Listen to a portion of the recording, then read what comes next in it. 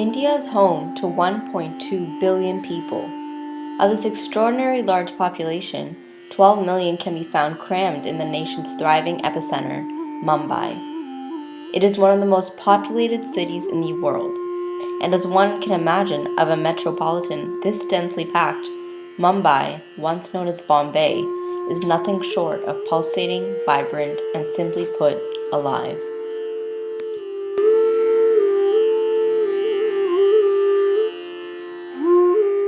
Mumbai captures the very essence of change that India has come to embrace. It is a powerfully physical manifestation of the liberalization and modernization of the East. However, though Mumbai natives regard the nation's unofficial capital as a symbol of how far India has truly come, those unfamiliar with the city will likely associate it with something slightly different.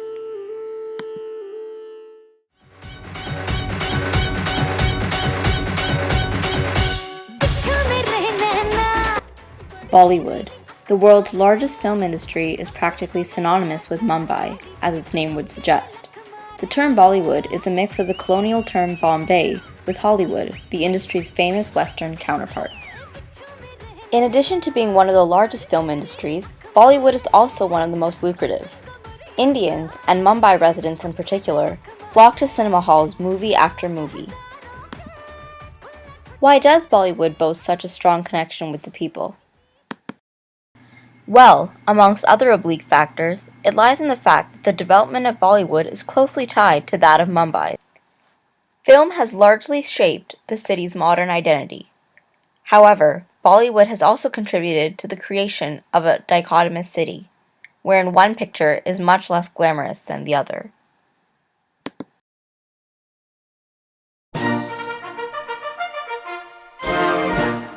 The advent of Bollywood takes us all the way back to colonial India.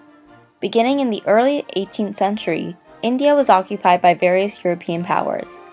Though initially interested in trade, colonialists quickly began oppressing the indigenous peoples. India is most generally known for being under British rule during the 19th century. However, prior to that, a considerable portion was controlled by the French Empire. It was through the French that the Indians were first introduced to the seminal work of the Lumière brothers. These famous siblings are widely credited as the world's first filmmakers. It was 1896 when Bombay got its first glimpse of its film future. The Lumières selected it as the first Indian city to witness a screening of the renowned short films Cinématographie. This was then followed in 1913 by the first ever Indian-directed full-feature movie, Raja Harishchandra. Like other silent films that were to follow, its plot subsisted on Indian poetry and mythology. Then came Alam Arima in 1931. It was India's first talking and singing film, a blueprint that India's future films would continue to refer to decades later. The departure from silent films to what was colloquially called talkies instigated an incredible fervor amongst Bombay citizens. It is worth noting that Alam Arima was the first film to feature Prithviraj Kapoor, the patriarch of the illustrious Kapoors who would go on to become the first family of Bollywood. However, what was perhaps most exciting about the film was the inclusion of the first movie song, De De. खुदा के नाम पे प्यारे ताकत है गर देने की दे दे कुछ चाहे अगर तो मांग ले मुझसे चाहे अगर तो मांग ले मुझसे. The frenzy surrounding Alam Arima was all that was needed to spark the phenomena we now know as Bollywood. A plethora of films followed suit, most of them depicting innocent yet passionate love, like the scene currently being played. The 40s even saw the inklings of colored film, though it would only become widespread till much later. Other changes were also underway. Unlike the earlier half of the 20th century, cinema was now not limited to simply the upper class. As the middle class gained more access to the thrills of film during the 50s, grand ornate cinema halls were erected throughout Bombay. Bollywood was picking up speed and could keep up with the city's thriving textile industry. However, Times were changing. People were growing restless under colonial control, and Bollywood is about to play a much larger role than anything anyone could have imagined.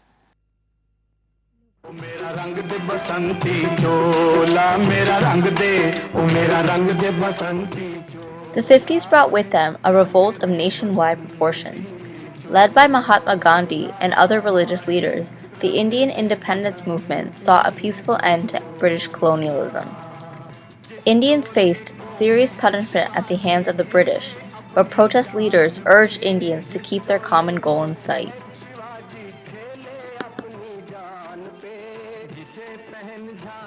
India's struggle for independence finally parted the curtain on the golden age of cinema. This historic revolution provided a strong impetus to the Bollywood industry, with movie themes evolving to portray the sense of patriotism desperately needed. One such movie plays on your screen. Now, Bombay was not only a commercial mecca, but a political one as well. India gained independence in 1947. The entire nation rejoiced, but a special feeling of pride swelled in Bombay. This feeling was translated into film, namely in the post-colonial epic, Mother India.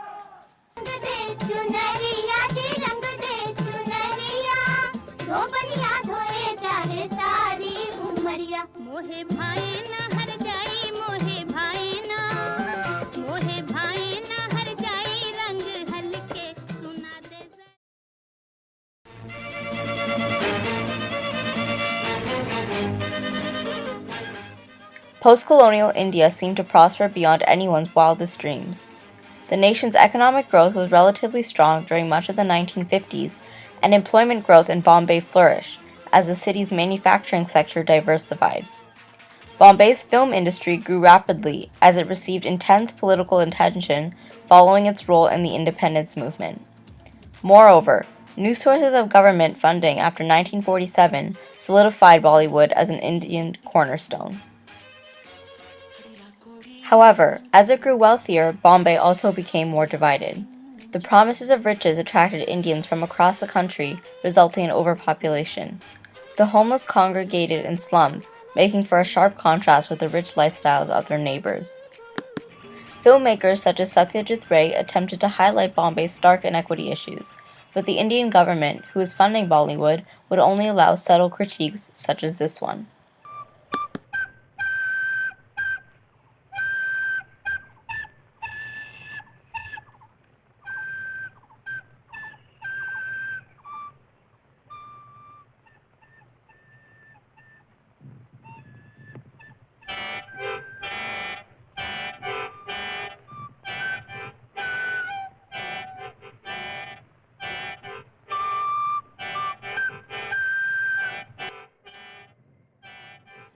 The palpable divide between the rich and poor grew worse. A director named Manmohan had a thought. He wanted people to forget their misery, to take them into a world where there was no poverty. Armed with this ideal, he spearheaded a new type of film for the Indian person.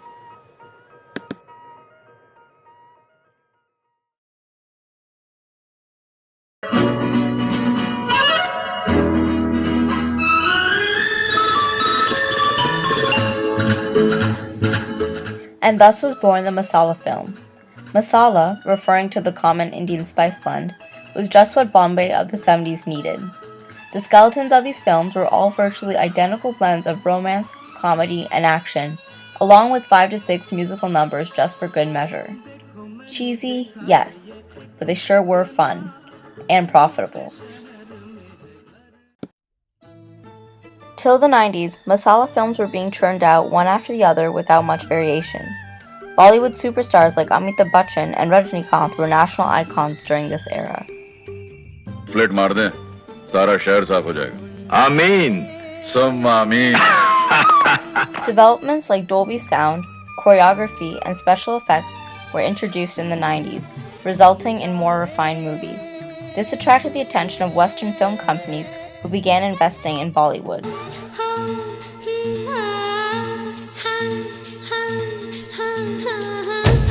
Movies like Devdas in 2002 were made possible because of such foreign capital.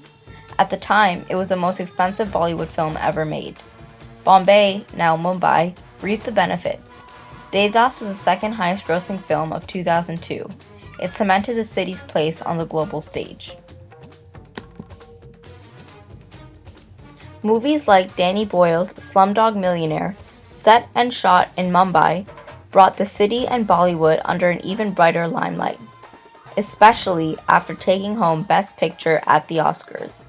Capturing foreign and domestic hearts alike, it seemed as though Bollywood was unstoppable.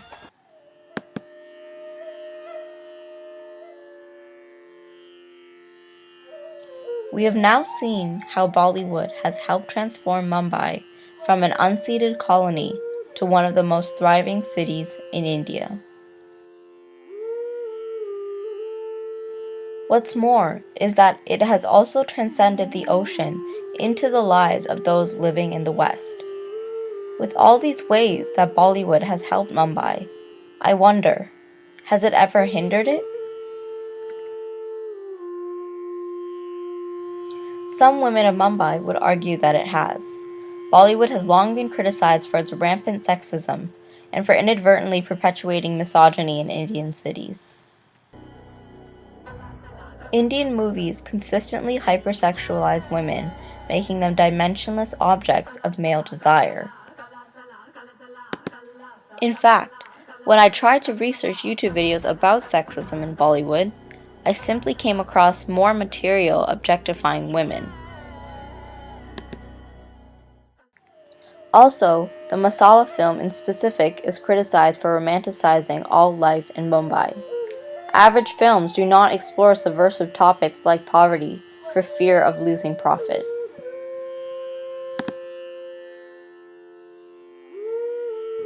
And so, we are left with a city of multiple narratives.